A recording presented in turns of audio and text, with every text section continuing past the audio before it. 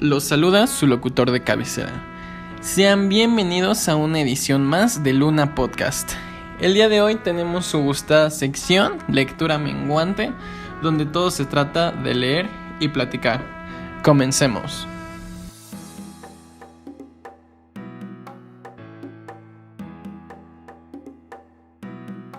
El día de hoy estamos con manteles largos. Nos acompaña la señorita Alexia Hernández. Alexia, ¿cómo estás?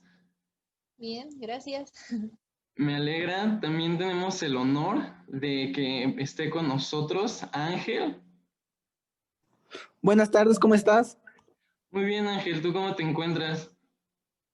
Bien, gracias. Cool.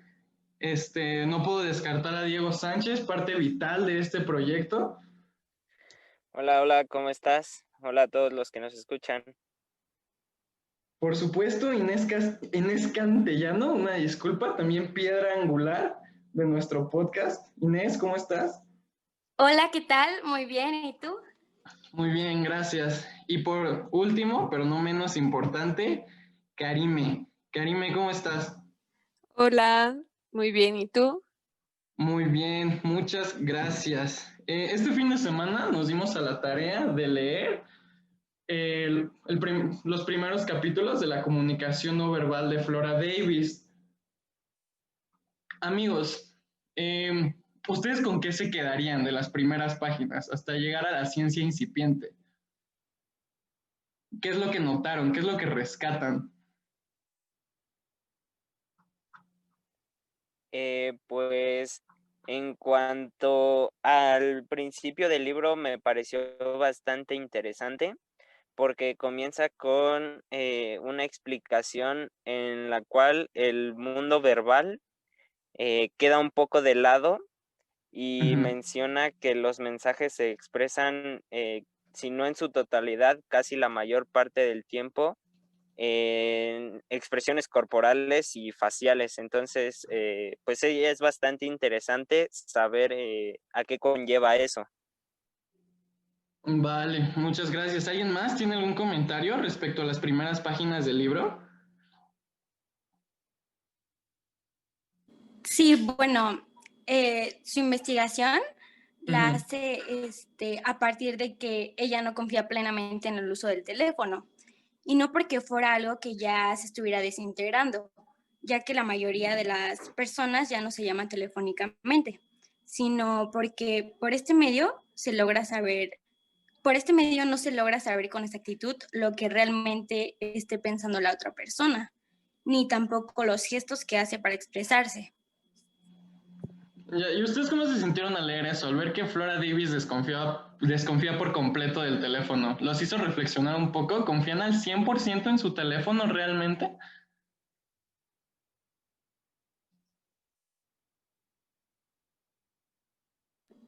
No, bueno, ahora que Flora Davis lo dice, pues no, claro que no. Vale. ¿Alguien iba a decir algo? Pues en el análisis de unas cuantas páginas que pues son las que leímos, pues sí es una controversia bastante complicada, ¿no? Porque actualmente el mundo de la tecnología, pues realmente ya no es un trato físico como tal, ya es más digital. Entonces sí es algo complicado de analizar. Claro, en ese pequeño fragmento se nos recalca la importancia de cómo el lenguaje verbal es el complemento del lenguaje no verbal, que de cierta manera nos ayuda a comprender al 100% una conversación. Claro, avanzando un poco más dentro del libro, llegamos a una parte que a mi parecer es sumamente interesante, que es el subtema de señales genéricas. ¿Tenemos a alguien aquí en el foro que nos quiera compartir algo respecto a señales genéricas? Claro, bueno, yo percibí ¿cómo podría explicarlo? Nos habla acerca de cómo las señales no verbales se nos van inculcando desde el nacimiento prácticamente, desde la manera en que a un bebé se le carga, se le da el trato, la manera de cargar a las niñas y a los niños va generando acciones inmersa en donde el niño va asimilando maneras de gesticulación, de comportamiento ante la sociedad. Ya, ¿ustedes en qué situaciones de su vida han visto señales genéricas? O sea, ¿cómo podrían comparar esta situación del libro con casos de su vida real?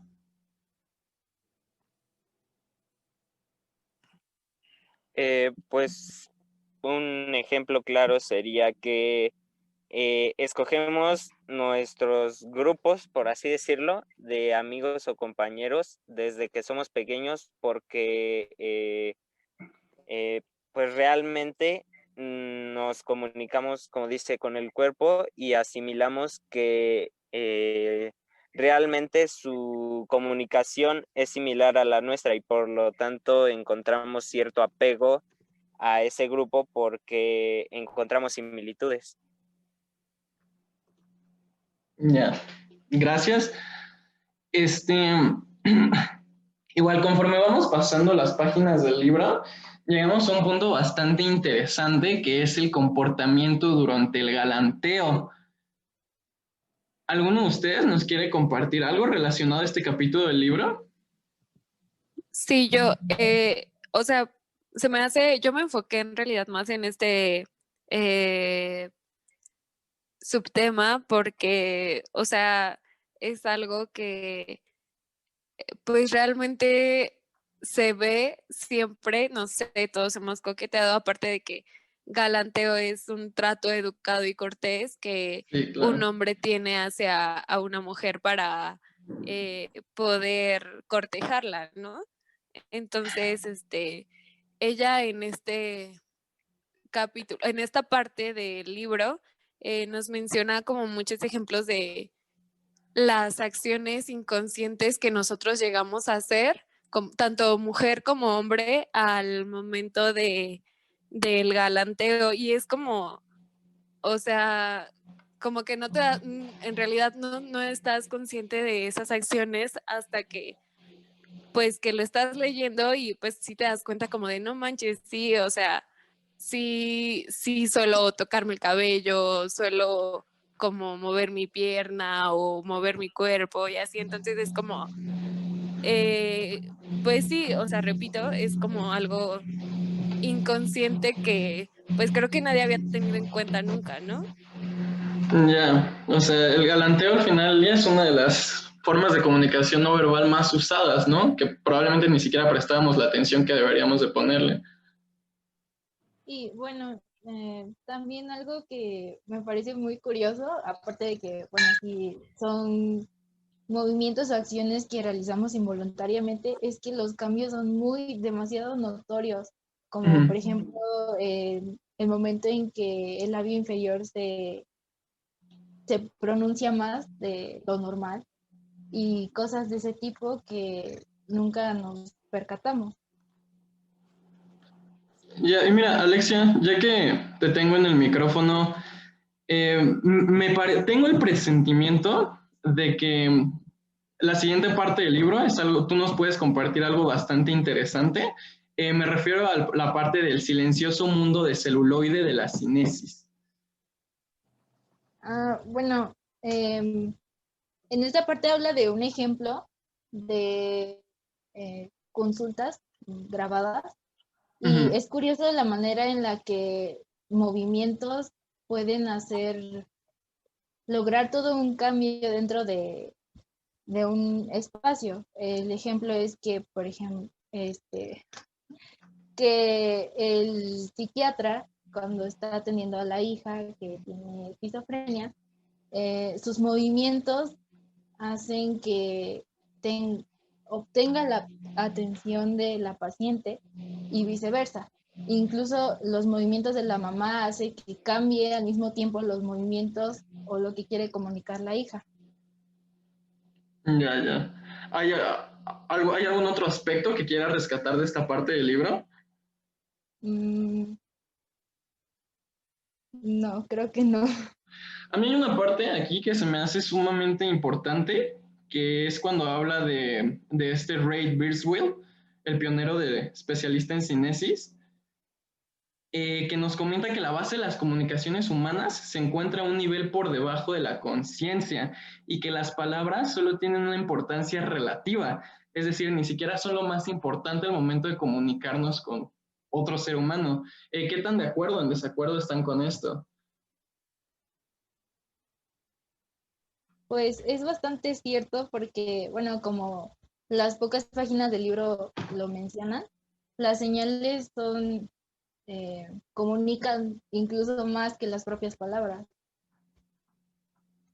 Y mira, justamente hablando de señales, ya nos podemos adentrar de lleno hasta el cuerpo es el mensaje.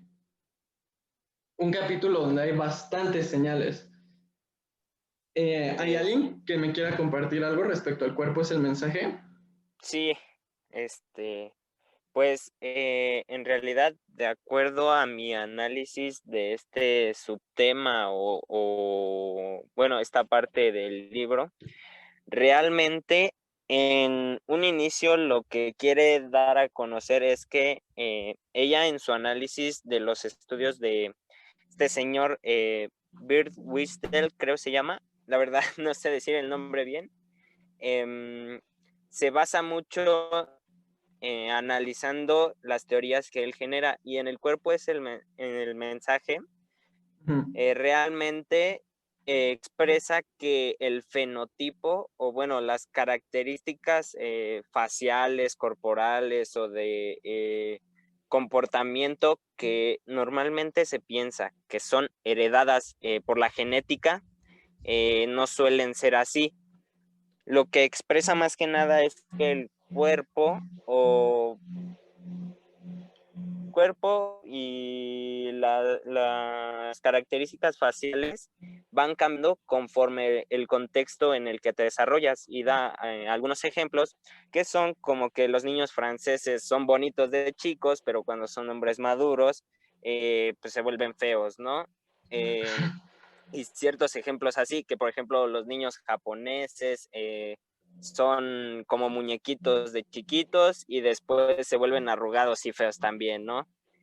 Y pues son cosas así las que intenta expresar. Más que nada también intenta delimitar ciertas regiones. Por ejemplo, digamos, en Asia normalmente se expresa que todos son iguales y él expresaría que es por este tipo de estudio, que su cuerpo cambia de acuerdo a su contexto. Ya, y También, Diego, ¿tú con qué te quedarías? O sea, ¿qué destacarías de estas páginas? ¿Qué le dirías a otra persona? Ah, esto es súper cierto. pues que lo interesante es que deja a un lado el estudio de una ciencia natural o exacta para meter una social, que es un cambio pues importante y que realmente el mundo subliminal toma más importancia porque ya de acuerdo a tus características físicas, tus opiniones son lo importante. Diego, muchísimas gracias. ¿Alguien más tiene algo para complementar, tiene algo que decir para complementar lo que compartió con nosotros, Diego? Sí, bueno, algo que a mí se me hace muy cierto es que ver es el secreto de la comunicación no verbal. Y esto porque las expresiones faciales, movimientos corporales o incluso con la mirada podemos interpretar infinidad de cosas. Que es algo como importante que muchas personas ignorábamos y creo que es pues algo importante darnos cuenta de todas las acciones que solemos hacer de manera inconsciente, ¿no? Y como que Claro. si al leer esto te das cuenta como de no inventé, yo si hago esto o no sé. O sea, son cosas que nunca te habías puesto a pensar y no le habías dado la importancia que debería. Y ahora que ya te pusiste a pensar y le diste la importancia que debería, ¿cómo te sientes? Pues no sé, creo, es como, o sea, pues sí, me siento como, no sé, no sé cómo describirlo, sino que me pongo a pensar, o sea, sí me pongo a pensar un buen que al momento, no sé, que yo en lo personal estoy hablando con alguien yo sí suelo, no sé, tocar mucho mi cabello o como que empiezo como a bailar o cosas así. Entonces sí es como de, o sea, sí me sorprende que nunca lo haya notado si son acciones que yo hago. Claro. Más que nada, te vuelves más observador y controlas más tus movimientos, ¿no? Siento que es lo que más que nada genera el libro, o sea, te vuelves más observador con las personas de tu exterior y contigo mismo.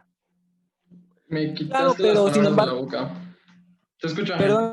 perdón la interrupción, pero no hay que olvidar el contexto. Siempre el contexto es la parte que define la manera en que nos comunicamos con otra persona de manera no verbal, porque no es lo mismo comunicarse entre dos personas de la misma cultura que una persona asiática, por decirlo, y un norteamericano, porque siempre va a haber interpretaciones diferentes del lenguaje no verbal. Así es. Muy, muy de acuerdo contigo. Hasta la comunicación verbal es distinta en China que en México. No tenemos las mismas señas ni los mismos signos. Aquí levantar el codo, pues es una grosería y en China realmente pasa desapercibido, ¿no?